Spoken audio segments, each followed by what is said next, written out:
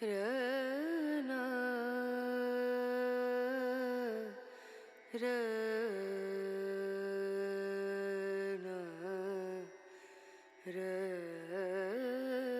रनु रेना रे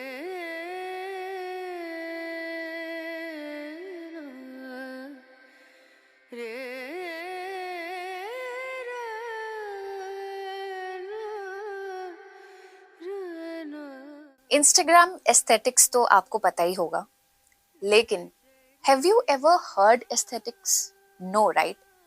आई am sure आपने दास्तान गोई नहीं सुना होगा अब तक। वेल, आज हम आपके लिए स्पेशली दास्तान गोई के स्टूडियो में ही आ गए हैं।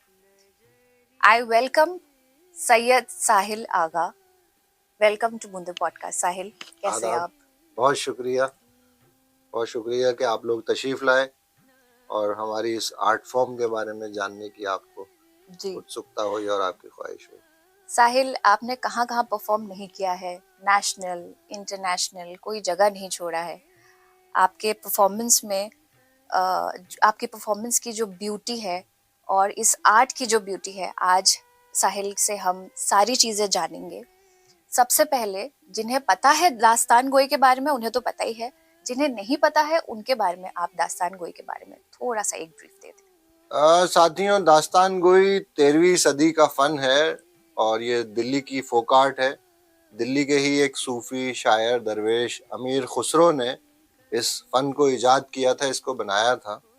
अमीर खुसरो वही हैं जिन्होंने उर्दू ज़बान को इजाद किया था ज़बान रेख्ता के नाम से, जिन्होंने कवालियों को इजाद किया, इन्वेंट किया।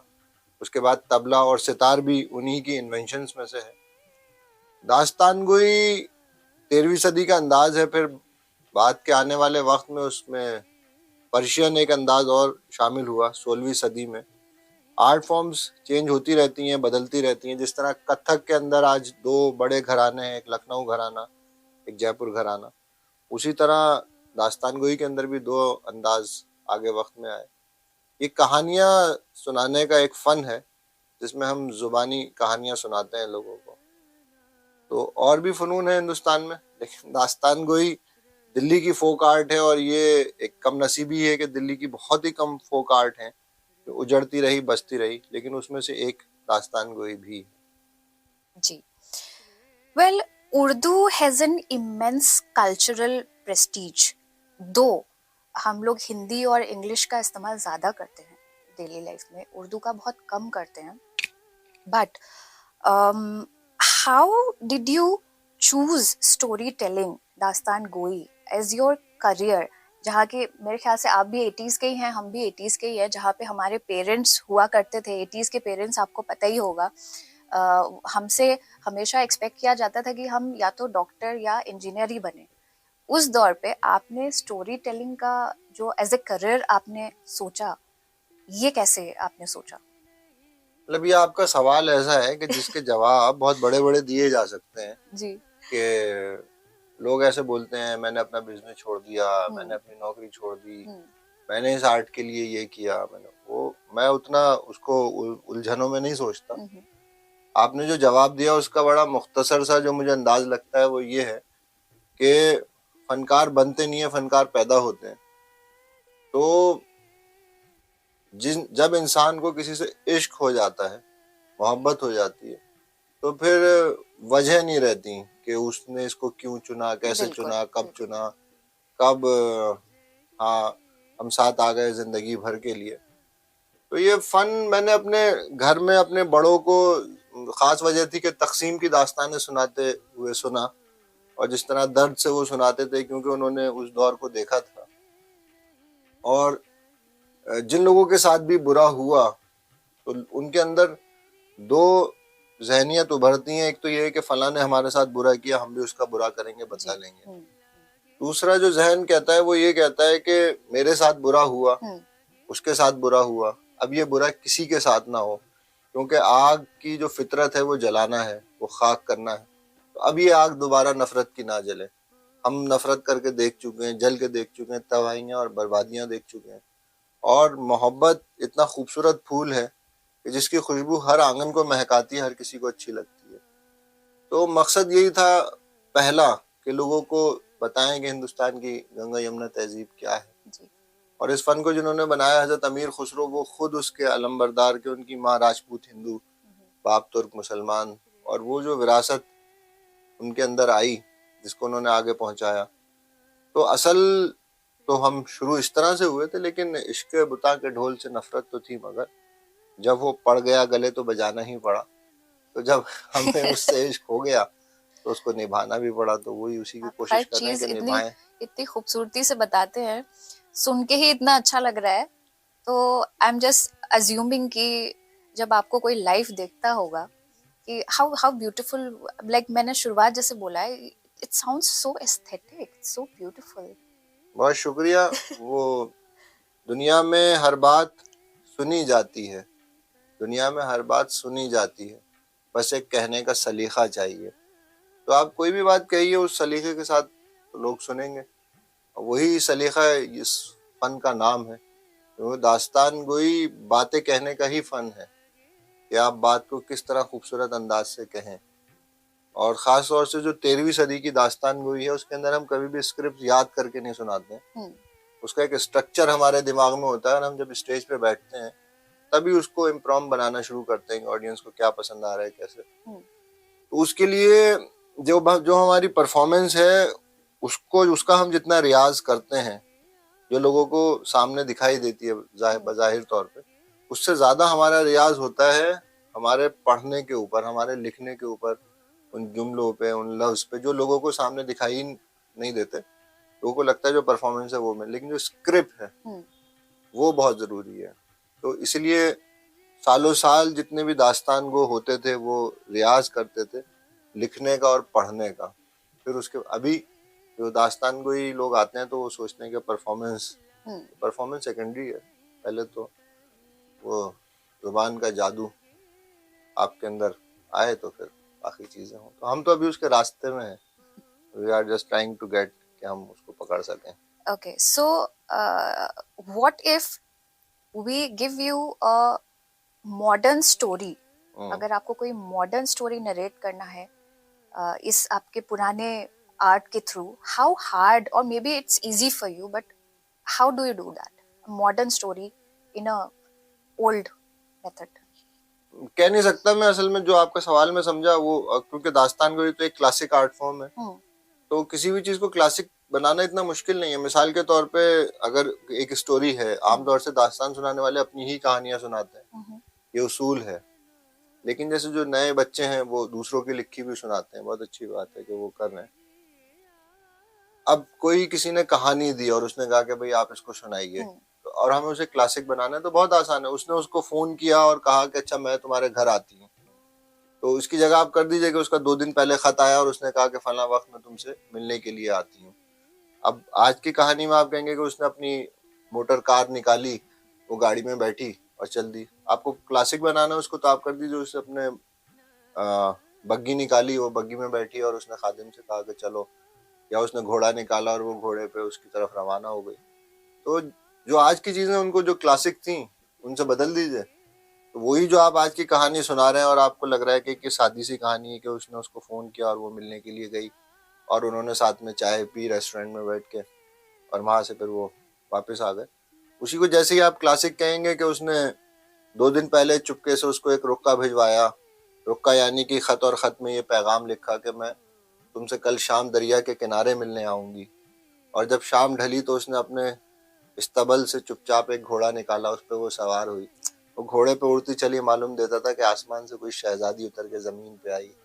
दरिया किनारे शहजादा उसका इंतजार कर रहा था।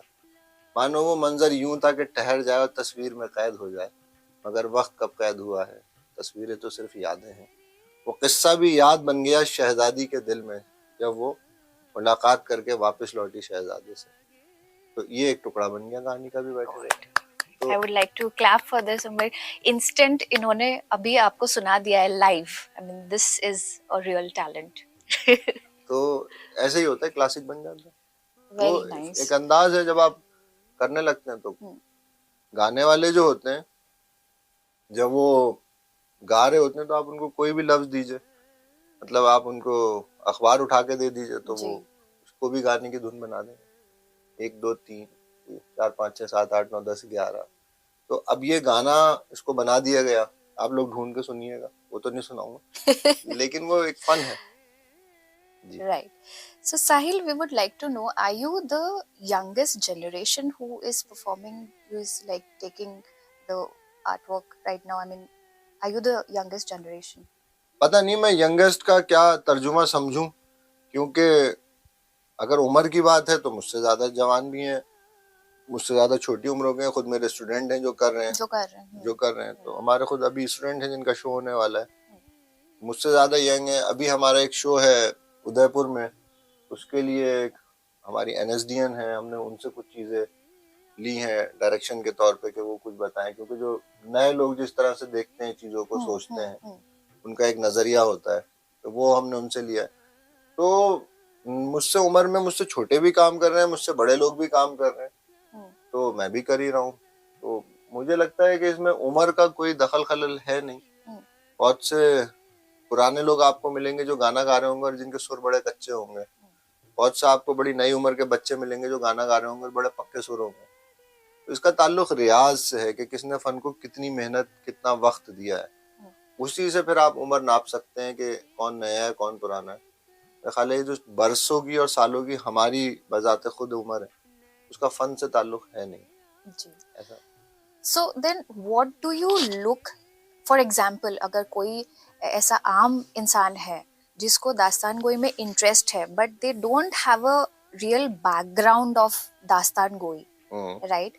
तो अगर आपको ऐसे किसी इंसान को इन्वॉल्व करना है, अपने दास्तान गोई में लाना है, तो what would you see in that person?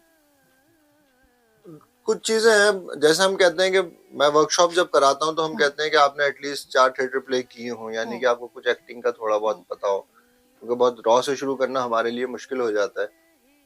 और बेहतर है कि कुछ और चीजें, क्योंकि ये इस तरह से कि जैसे शास्त्रीय गायन है, शास्त्रीय गायन की जो बेसिक चीजें हैं वो कहीं से आप सीख लीजिए, तो फिर आप आइए पीएचडी करने के लिए, क्योंकि जितनी भी एकाकी कलाएं हैं, सोलो आर्ट फॉर्म है, वो थोड़ी सी मुश्किल होती हैं, आप अकेले ही हैं स्टेज पे। तो अगर आप कहीं भी जाएंगे पीएचडी करने के लिए तो जाहिर हो कहेंगे कि आपने पहले कुछ किया हो, तो पहले कुछ थिएटर किसी ने किया हो और बेसिक और थोड़ा बहुत ये है कि वो जबान के ऊपर मेहनत करने को तैयार हो। एग्जैक्टली, द लैंग्वेज, क्योंकि ये उर्दू की आर्ट फॉर्म है, दास्तान गोई।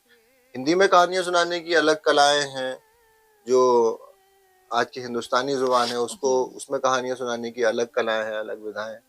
लेकिन अगर आप दास्तान गोई में आना चाहते हैं तो थोड़ा सा ये है कि उर्दू का प्रोनाउंसिएशन, तो उर्दू बेसिक जो है उर्दू आपको आना चाहिए, then you can think about कि और कैलिबर आप देखते हैं। हाँ, मतलब ये कि जब हम लफ्ज बताएं तो कम से कम ये है कि आप उसकी थोड़ी सी मशक करने के लिए और उस पर मेहनत करने के लिए तैयार हो। Okay, Sahil, so last but not least, tell me about this beautiful studio that you have made. एक एक चीज यहाँ पे जो छोटी से लेके बड़ी चीजें हैं, कितना वक्त लगा आपको ये खूबसूरत स्टूडियो बनाने में? एंड एक और क्वेश्चन है, बट या पहले आप ये बताइए हमें। देखिए, स्टूडियो तो खैर जो भी आपने देखा उसको मैं दास्तानी अंदाज में अगर कहूँ तो लफ्ज होते हैं, बिखरे हुए लफ्ज होते हैं, लेकिन जब एक दास्तान को या एक शायर उन्हें एक तरतीब में पिरो देता है तो वो गजल बन जाती है खूबसूरत। वो अब लफ्ज है अलग अलग, देखिए, दिल, धड़कना, याद, ख्याल, तो ये लफ्ज हो गए। तो दिल धड़कने का सबब याद आया, वो तेरी याद थी अब याद आया, तो वो खूबसूरत शेर बना दिया उसने शायर ने। तो इसी तरह से ये स्टूडियो भी जैसे लफ्जों को चुन चुन के दास्तान बनाते हैं, ऐसी कुछ कुछ चीजें कहीं कहीं से मिलती रही, उनको लाते रहे, रखते रहे, लोग कहते हैं अच्छा लग रहा है, अच्छी बात है उनको। No, it's really very beautiful, and it will literally, as soon as I entered, it will take you to some vintage time, and it's a different environment and it's a different vibe altogether, I must say. बहुत शुक्रिया। Okay, so this is actually the last question.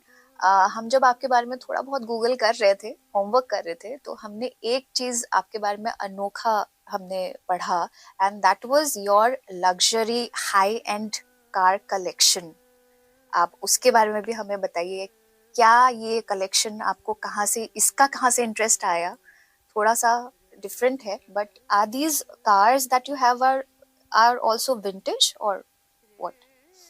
मतलब इसमें तो कुछ ऐसी बात नहीं है, अलग अलग लोगों को अलग अलग चीजों का शौक होता है, जमा करने का, कलेक्ट करने का। तो मुझे कार्स का शौक था कॉलेज टाइम से, कार्स मुझे पसंद थी और उसमें खास तौर से विंटेज कार्स। और मैंने अपने कॉलेज टाइम से ही जो मैं काम करता रहा, उससे जो भी पैसे आते रहे उससे कुछ खरीदता रहा कार्स। हालांकि थोड़ी सी एक्सपेंसिव हॉबी है ये। नहीं नहीं, इससे एक्सपेंसिव और बहुत सारी हॉबीज हैं। लोगों को रेस के घोड़ों का शौक होता है, वो तो बहुत ही महंगी है, करोड़ों के एक एक घोड़ा होता है। उसके अलावा लोगों को हीरे जो होते हैं, असल हीरे, अग्री। उनको जमा करने का शौक होता है। एक साहब से मैं मिला, उनको पत्थर जो होते हैं वो जमा करने का शौक है, और हिस्टोरिकल के ये फला राजा की अंगूठी में था, उनके ताज में था, और एक एक ही वो पत्थर जो था कई कई करोड़ का। पेंटिंग्स का लोगों को शौक होता है, और एक एक पेंटिंग 8 करोड़, 10 करोड़, 15 करोड़। मेरे पास तो उतने पैसे भी नहीं थे कि मैं उस तरह के शौक करता, तो जितनी हमारी कुव्वत में था, तो हमें विंटेज कार्स का शौक था। और उसके पीछे एक बात ये थी कि मैं उस टाइम पे कुछ ऐसे लोगों से मिला जो उस मुहिम में जुड़े हुए थे, जो तो बहुत पैसे वाले लोग थे। ये विंटेज कार्स लोग स्क्रैप कर रहे थे, फेंक रहे थे। और क्योंकि ये भी हिंदुस्तान की इतिहास है, इसके अंदर हिस्ट्री है, तो हमें ये हुआ कि हम वो कुछ जो ऐसी गाड़ियां हैं उनके साथ की जो कहानियां हैं, तो पहले तो मैं इनकी कहानियां जमा करने निकला था। अच्छा। और उस सिलसिले में कई कहानियां जमा की हमने कार्स के बारे में, बहुत इंटरेस्टिंग हमें कहानियां मिली। फिर कहानियों के साथ साथ ये हो कि भाई कार भी ले लो। तो कॉलेज टाइम की बात है, तो फिर एक जैगवार ली थी मैंने उस जमाने में, 1956 की साहब। तो वो उसकी भी बड़ी अच्छी कहानी थी। फिर हमने यमुनानगर की गाड़ियां ली, और रॉयल फैमिलीज की गाड़ियां हमने ली, और उन सब के पीछे कुछ कहानियां हैं। तो वो कहानियों से यहाँ तक पहुंचे, वो है मेरे पास में। बट तो लगभग कितनी गाड़ियां होंगी आपके पास अभी तक? कितनी collections, the number of cars? About 52 cars हैं मेरे पास। लेकिन अफसोस यही है कि मैं उनको वक्त नहीं दे पाता हूँ बिल्कुल भी। मतलब वो जितनी भी उनसे मोहब्बत हो या इश्क हो, बट उनकी मुंह दिखाई भी नहीं हो पाती कि हम उनको देखें, और चलाना और बैठना तो दूर की बात है। तो वक्त नहीं दे पाता हूँ। But I don't think you can ride them like. नहीं, चला सकते हैं। अभी दिल्ली में इवेंट हुए हैं, इवेंट्स होते रहते हैं। हमारा क्लब है हेरिटेज मोटर कार क्लब, में उसकी गवर्निंग बॉडी में हूँ। तो लोग जाते हैं, चलाते हैं, और वो इतना सब पैगाम भेजते हैं कि आइए। लेकिन मुझे लगता है कि ठीक है, मैंने इनको खरीद लिया, इनको प्रिजर्व कर लिया, ये है मेरे पास में।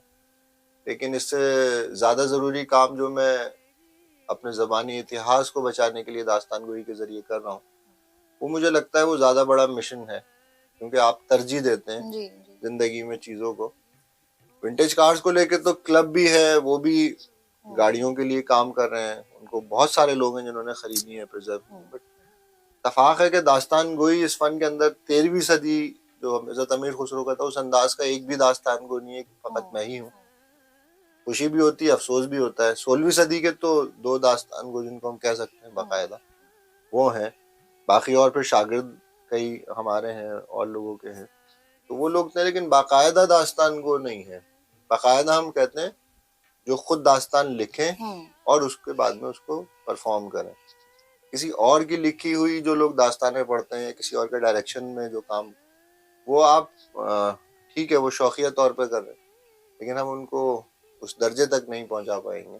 तो ये पूरी दुनिया में एक उसूल है आर्ट को लेकर, इज नॉट ओनली अबाउट दास्तान गोई, किसी भी फन को लेकर, जो जबानी कहानियां सुनाने की तमाम। तो मुझे लगता है कि ये ज्यादा जरूरी है, तो इसलिए दास्तान गोई के लिए ज्यादा कोशिश करते हैं वक्त निकाल के। वैसे ये बातें तो खत्म नहीं होंगी, क्योंकि सुन के इतना अच्छा लग रहा है, और अगर हम कंटिन्यू करते रहेंगे तो बहुत टाइम लग जाएगा। Unfortunately we'll have to end the end here today, but yes, I would like to wish you all the best for all your upcoming events. तो अभी चीजें चल रही हैं, बन रही है, तो आप लोग दुआ करते रहिए कि इस सफर में ये जो एक हिंदुस्तानी फन है, एक अंदाज है, लोक कला है, इसको हम संजोए रखें और अगली जनरेशन तक पहुंचाएं। क्योंकि ये काम बड़ा है, और उसके लिए लगता है कि एक जिंदगी नहीं, 2, 3, 4, 5 जिंदगियां चाहिए, जो नामुमकिन है। तो उसके लिए आप लोग जरूर साथ में आइए। और इस फन की फरोख में हमारा साथ दीजिए। हमें आप सबका इंतजार रहेगा। Thank you so much, Sahil, for taking out this time and talking to us, and we thank you so much. बहुत शुक्रिया। आदाब। रे